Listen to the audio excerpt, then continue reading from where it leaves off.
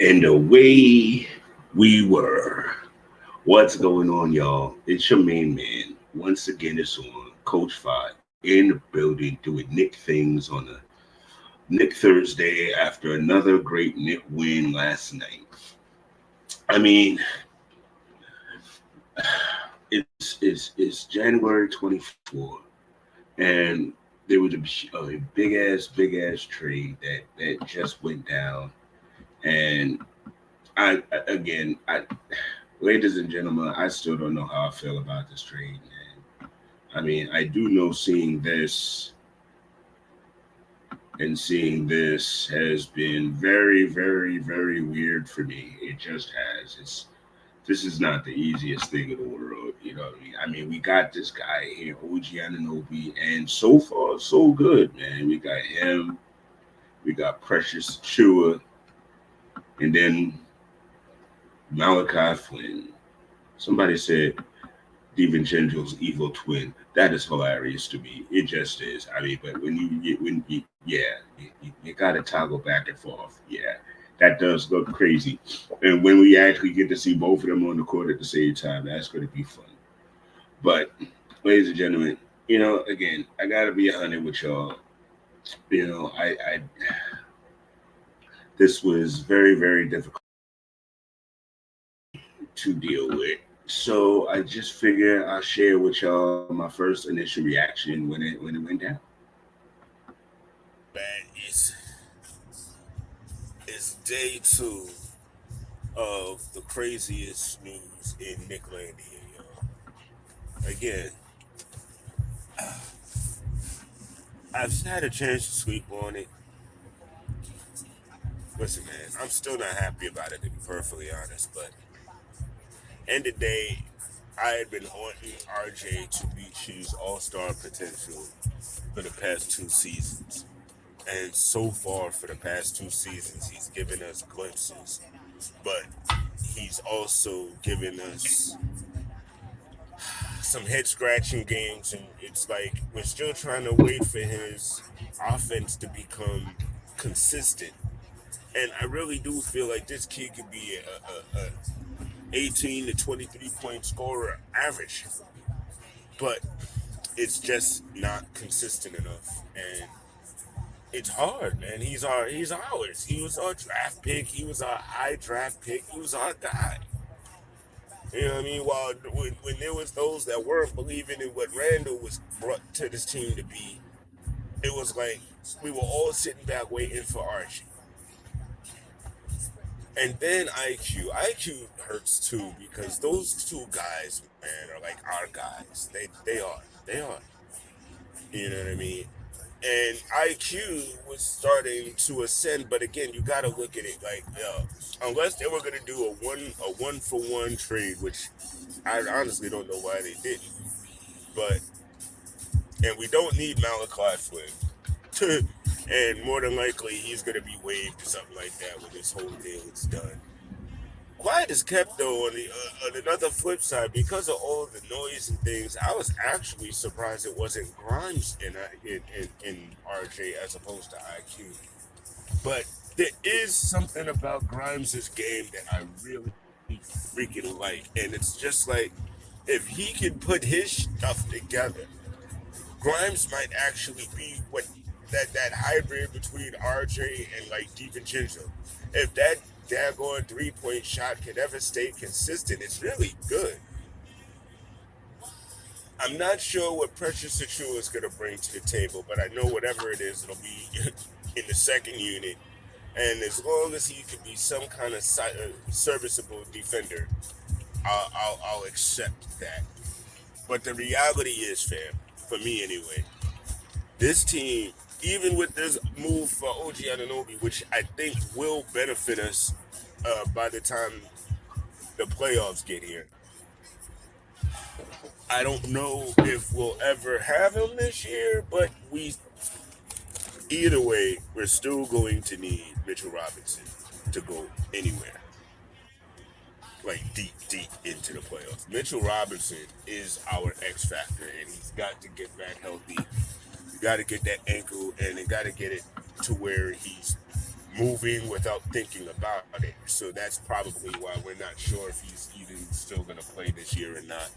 But we need him to play. But not, again, I'm talking playoff run. We want to go deep. We're going to need Mitch. So the way I look at this right now is this was a interesting move for the Knicks to make. It was a big move for the Knicks to make, but it's for next year. So I know he's owed like 40 mil. He's gonna get more than that. He's gonna get like a good sized max contract, probably 80, 90 for 3, 4 years, something like that. And I think that should work. Uh, so rough time though, man. It's very rough, and it's something that the fan base is just gonna have to deal with. But the hope is that this brings us closer to the ultimate goal, and that's to be a winner in this league. So we'll see. I mean, it's Happy New Year, y'all. Peace. Yeah, y'all. So again, you know what I mean? And that was day 2. And I'm still like, I mean, I like OG. I like what he brings. OG has length. I didn't realize he was as long as he is. And he is like a taller, thicker version of Frank Ntilikina with a better 3. And that's not a knock in any way, shape, or form. So far in the 2 games that I've seen, his defense, his timing is meticulous. He knows where to be. He knows how to disrupt what the other guy wants to do. He did it to Anthony Edwards the other day, and he did it again last night. That is an X factor we did not have before. And so, as far as that, I'm starting to get very excited about what I see with this trade. Precious is going to get in where he fits in. It's going to take both of them, though, way more than these couple of. And the reason why in the earlier video I had said this is for next year is because, dude, chemistry takes a minute. As much chemistry as Hart and Brunson and them had last year, this year it's different. It's smoother. They know where each other wants to be. OG and them got to get to that. Again, that's why I say next year. Not saying that we're not going to go far or anything like that this year. In the day, we have 2 all-stars on this team, so I don't really understand what we're crying about stars. But in my humble opinion, we miss Blackness. We missed Blackness from the time he fell and went out.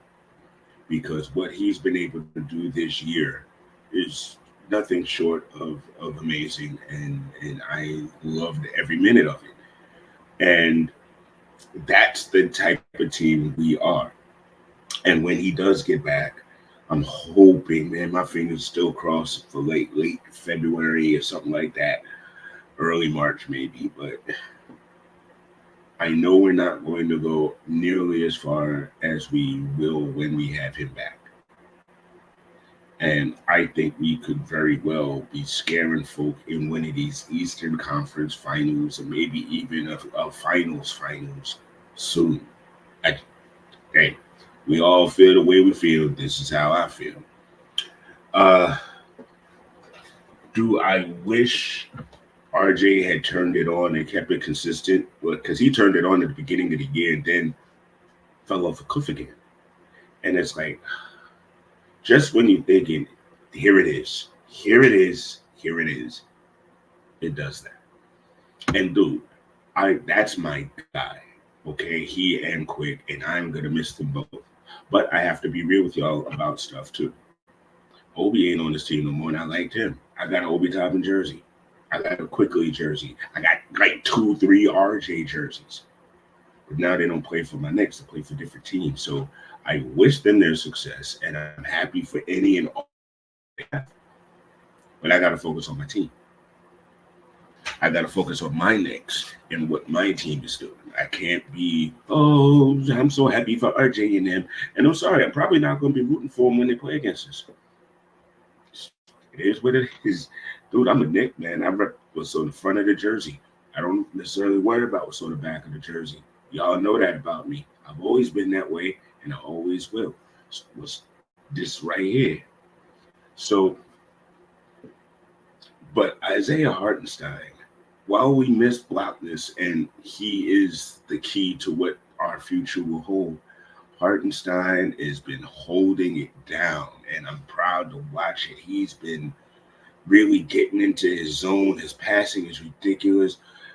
The front of the rim defense has gotten a lot better, and you can tell he's a lot more comfortable. So when Mitch gets back, man, our center position is locked in, and that's why I see Precious coming off the bench truly at the four once Mitch comes back. The thing is, if Mitch don't come back, we need a center. We need another center besides Hartenstein. And Sims, I love you to death. There's a lot of skill set you still got to grasp, my big dog. So I can't necessarily depend on you to carry that load. And we will need height, though. So that's the other thing. The height works for us when Mitch comes back. Because, like I said, OG's a little taller than RJ. Precious is tall. So, you know, going up against like Milwaukee and Boston, definitely they have size, and that size has been an albatross for us so far this year. But we get back to our size and not necessarily go small.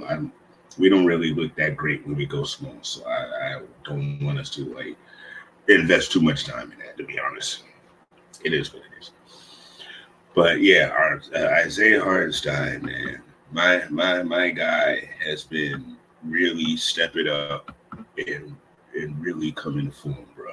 So big shouts to the Wolfenstein out this piece. All right, yeah. So Brunson had Brunson is figuring out this assist thing, which is probably the one thing that I really wanted and needed him to do, and he's doing it. He's figuring it out, man. I mean, in the past 2 days, he had what 27. In 2 days, he had 27. That's beautiful. It's beautiful. Again, it's the little things. The longer they all play together and with each other, the more nuanced stuff they figure out. So I really enjoy seeing that and seeing that camaraderie and seeing that part of his game start to round out into form. Now, you know,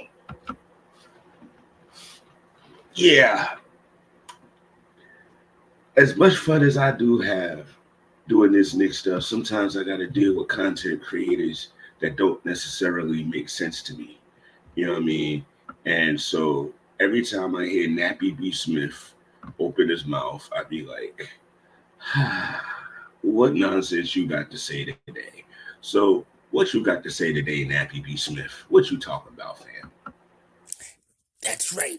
It's Knappy B Smiff, and I'm here to tell you the Knicks will always be terrible until they get a star. They need a star. I mean, you just can't win with the Hartenstein and a Hobie. What? You know what they need? They need Michael B. Jordan. That's who they need. He's a star. He's got Michael in his name and Jordan. That's what the Knicks need. That's what they need to win.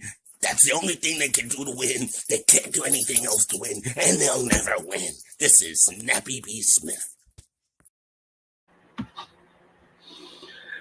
Yeah, man. I hear a lot of content creators like that. And I laugh at them all because, again, you're either box score watching, you're not actually putting your eyeballs on games and watching, and you stick to the shtick that literally makes absolutely no sense if you're watching this team. They don't need Donovan Mitchell, fam. If they did, they would have got him last year. They didn't want him. We don't need him. Sorry. We don't need Zach LaVine. We don't. I'm sorry. And don't bring up no disrespect, Karl Anthony Towns whatsoever. Jersey born, Jersey raised. Do you think he don't fit on this team? I'd rather have Randall, to be perfectly honest, and I'm glad we have Randall. With one dumbass exception, will you stop dribbling the ball out here? Keep that thing closer to your body, man. Because you'll dribble out here and then it go up the block. You dribble right here, then somebody take it up the block. Keep it in here, boy. Keep it in here, boy. Come on. Come on, Randall. You're doing great. You're doing great, Randall. Just cut that shit out. Stop dribbling the ball over the flock here. If you do that, we're going to be friends. And you're going to be another all-star. But you got to stop dribbling the ball the hell over here. Shoot. Do you need to grow? Do you need to grow your hair back, bro? Yeah, I mean, is that the problem? Is that the problem? Spring, summer 2021, y'all. You gotta get to the barbershop and get those Julius Randle's hairstyle trends for men. We talking about the triple threat, the Spree 99, the 3 in a rows. Yo, you know that All-Star is what's popping this summer. Knowing me, I'm probably gonna get that baseline fade. But right now, I'm most definitely rocking the blowout loss. Go to your barbershops, get your hairstyle trends for men, baby. Corn roll it up, Julius.